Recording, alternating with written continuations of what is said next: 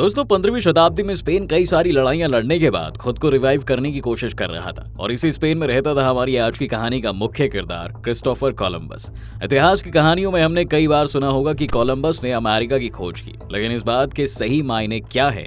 क्या उससे पहले कोई अमेरिका को नहीं जानता था? क्या सच में कोलंबस अमेरिका ही जा रहा था? जब वह अमेरिका पहुंचा तो उसने क्या देखा? तो आज की अपनी इस वीडियो में हम कोलंबस की इस समुद्री यात्रा के कुछ अनछुए पहलुओं को समझेंगे और जानेंगे इसी से जुड़े कुछ रोचक तथ्यों को। लेकिन उससे पहले ये बात लाजमी हो जाती है कि आप हमारे चैनल को सब्सक्राइब कर दें और बेल आइकॉन को भी जरूर दबा दें। तो दोस्तों, स्पेन हर तरफ से लड़ाइयों से घिरा हुआ था, तो ये बात बिल्कुल साफ थी कि उसने अपने आसपास के देशों से भी दुश्मनी मोल ले ली थी और इसका सबसे बड़ा खामियाजा अब खुद स्पेन को ही भुगतना पड़ रहा था, क्योंकि जिस रूट के द्वारा वह दुनिया के दूसरे हिस्सों जैसे कि एशिया में इंडिया, चाइना, जापान के साथ ट्रेड करता था वह अब बंद हो चुका था। आसपास के पड़ोसी देश अब स्पेन को इज्जत नहीं दे रहे थे कि वह उनके देश के अंदर से ट्रेड कर सके। इसके लिए अब स्पेन के आगे पर सबसे बड़ी मुसीबत ये आके खड़ी हो गई कि उसे इन देशों तक पहुंचने के लिए अब एक नया रास्ता खोजना था और इस खोज के लिए जिम्मा सौंपा गया क्रिस्टोफर कोलंबस को। जी हाँ, उस समय स्पेन के राजा का सबसे विश्वसनीय होने के नाते कोलंबस के ऊपर अब यह जिम्मेदारी थी कि वह इंडिया जाने के लिए समुद्र के रास्ते एक नया तरीका खोजे। इसके बाद कोलंबस ने सबसे पहले किताबों का सहारा लेने की सोची और उसने एंशिएंट ग्रीक्स और रोमन्स के द्वारा लिखी गई कई हिस्ट्री और साइंस की किताबों को खंगालना शुरू कर दिया। बस अब वो पूरी तरह जोड़ तोड़ लगाने लगा था कि वह समुद्र में अपने जहाज को किस तरफ रवाना करे कि वह इंडिया पहुंच जाए। लेकिन उससे पहले आपको यह बता दें कि कोलंबस और स्पेन इंडिया क्यों आना चाहते थे। तो इस बात का उत्तर है कि इंडिया में उस समय मुगलों का शासन चल रहा था और हिंदुस्तान से पूरी दुनिया व्यापार करना चाहती थी। इस रेस में स्पेन भी इंडिया से व्यापार कर रहा था। इन सारी किताबों को पढ़कर अब कोलंबस हिसाब लगा चुका था, अगर वह अटलांटिक ओशियन पार कर ले तो वह इंडिया पहुंच सकता है और उस समय अवेलेबल रिसोर्सेज के हिसाब से यह एक बेहतरीन आइडिया भी था।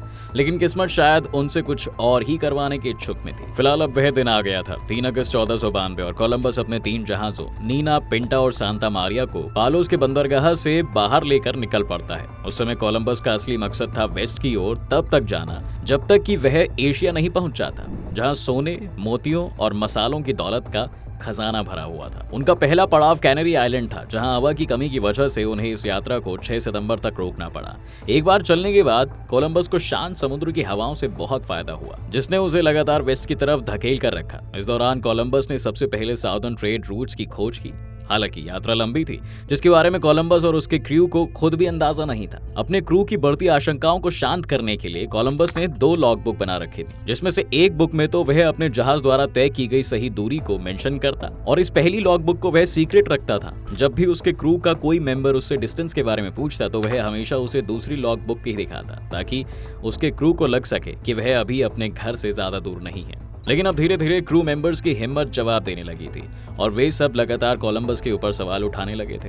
कोलंबस अब समझ चुका था कि इनको रोक पाना मुश्किल है, तो उसने एक बीच का रास्ता निकाला और कहा कि अगर उन्हें अगले 2 दिन में कोई धरती का टुकड़ा नहीं दिखा तो वे सब वापस अपने घर लौट चलेंगे। इसके बाद करीब 9 अक्टूबर 1492 को क्रिस्टोफर कोलंबस को आसमान में कुछ सुंदर पक्षी दिखाई देते हैं, जिन्हें देखकर कोलंबस को आगे जमीन होने की उम्मीद जाग जाती है और फिर इसी के चलते कोलंबस अपने जहाजों को पक्षियों की दिशा में जहाज मोड़ने का आदेश देता है। और इसके बाद अगले ही दिन यानी कि 10 अक्टूबर 1492 को उन्हें इतने विशाल समुद्र में धरती दिख जाती है। हालांकि कोलंबस उस वक्त यही सोच रहे थे कि उनके जहाज भारत पहुंच चुके हैं, लेकिन असल में वे एक अमेरिकी कैरिबियन द्वीप पर पहुंचे थे, जो कि बहामास का आइलैंड सैन साल्वाडोर था। इसके बाद कोलंबस ने अपना खोजी अभियान आगे जारी रखते हुए इसके कुछ हफ्ते के बाद कई अन्य कैरिबियाई द्वीपों की खोज की। हिस्पेनियोला, सैन डोमिंगो, जोना, क्यूबा जैसे टापू शामिल थे। वहीं दोस्तों, इन सभी खोजे हुए द्वीपों को मिलाकर कोलंबस ने उन्हें इंडीज नाम दे दिया। वहीं इंडीज में उस वक्त आदिवासी रहा करते थे, जिन पर आसानी से अपनी हुकूमत की जा सकती थी। इसलिए कोलंबस ने यहाँ की दौलत को अपने कब्जे में करने के मकसद से और यहाँ के लोगों को गुलाम बनाने के लिए अपनी चतुराई दिखाई और अपने 90 साथियों में से करीब 40 नाविक साथियों को यहाँ पर छोड़ दिया। जी हाँ, और फिर वापस स्पेन चला गया। वहां से खोजकर्ता कोलंबस 15 मार्च 1493 को स्पेन पहुंचा, जहां पर स्पेन के रूलर्स ने उसका जोरदार स्वागत किया और उन्हें खोजे हुए सभी प्रदेशों का गवर्नर नियुक्त कर दिया। वहीं इसके बाद 1506 में अपनी मौत से पहले कोलंबस ने 3 बार अपने साथियों के साथ इन अमेरिकन आइलैंड्स की समुद्री यात्रा की और हर बार वह यहाँ से काफी धन दौलत लूट कर ले आता था। खैर, आइए एक बार कोलंबस के बचपन के बारे में भी कुछ बातें जान लेते हैं। क्रिस्टोफर कोलंबस इटली के जेनुआ में एक वेवर के परिवार में जन्मे थे। उनके पिता का नाम डोमिनिको कोलंबो था, जबकि उनकी मां का नाम सुसाना फोंटोनारोसा था। अपने बचपन के शुरुआती दिनों से ही कोलंबस अपने पिता के साथ उनके बिजनेस में हाथ बटाने लगे थे। वहीं बाद में उनकी दिलचस्पी समुद्री यात्राओं की तरफ ज्यादा बढ़ने लगी और उन्होंने काफी मेहनत और लगन से सेलिंग की बहुत बेहतर ट्रेनिंग हासिल कर ली थी। इसी वजह से उन्हें नॉर्थ की तरफ जाने वाली नाव के साथ व्यापार करने का मौका मिला और इस तरह उन्होंने समुद्री यात्राओं को अपना पेशा बना लिया। वहीं कई दस्तावेजों में कोलंबस को एक अत्याचारी और क्रूर तानाशाह भी बताया गया है। साथ ही उस पर स्पेन के लिए लाए जाने वाले खजाने में भी घोटाला करने समेत कई बड़े आरोप लगाए गए थे। वहीं उसकी काली करतूतों का पता लगाने पर स्पेन के रूलर्स ने उसे गवर्नर के पद से भी हटा दिया था। आपको बता दें कि 13 दिसंबर 1493 में जब वो 42 साल का था, तब उसने दूसरी बार अमेरिकन आइलैंड्स की यात्रा की थी। फिर इसके 5 साल बाद 30 मई 1498 में वह तीसरी बार यहाँ की यात्रा पर निकला था, जबकि चौथी बार 11 मई 1502 ईस्वी में उन्होंने अमेरिकी द्वीप की यात्रा की थी। वहीं कोलंबस के लिए उसकी यह आखिरी समुद्री यात्रा साबित हुई, क्योंकि इसके बाद फिर वो कभी उस तरफ रुक कर ही नहीं पाया।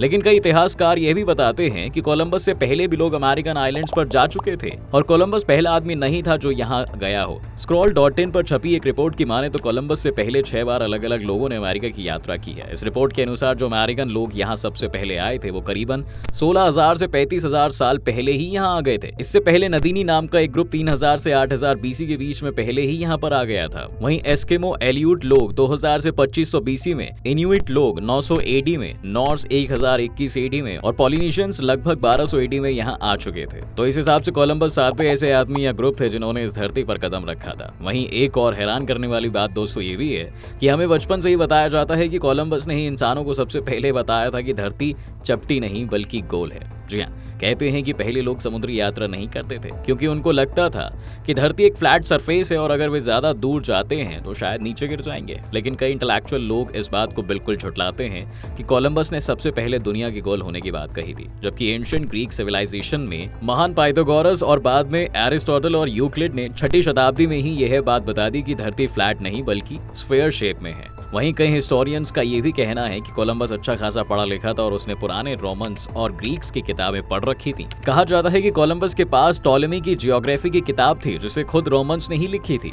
और इसमें धरती और समुद्र से जुड़ी कई इंपॉर्टेंट जानकारियां भी थी। वहीं एक बड़ी बात यह भी है कि 1492 में एक के साथ शुरू हुई 4 अलग अलग यात्राओं के दौरान कोलंबस कई कैरेबियन आइलैंड्स पर उतरा जो अब बहामास और हिस्पेनियोला के नाम से जाने जाते हैं। उन्होंने मिडिल और साउथ अमेरिका के तटों का भी पता लगाया था, लेकिन वह कभी भी नॉर्थ अमेरिका नहीं पहुंचा और उसे इस बात का कभी भी अंदाजा नहीं हो पाया था कि उसने एक नया कॉन्टिनेंट खोजा है। इसके साथ ही आपको यह भी बता दें कि अपनी जिंदगी के आखिरी वक्त में कोलंबस को एक भयंकर बीमारी हो गई थी, जिसके चलते 20 मई 1506 में उन्होंने अपनी अंतिम सांस ली। वहीं कोलंबस द ग्रेट के बारे में यह काफी हैरान कर देने वाली बात है कि उसे अपनी आखिरी वक्त तक यह नहीं पता था कि जिन इलाकों की उन्होंने खोज की है वो भारत नहीं बल्कि अमेरिकन आइलैंड्स हैं।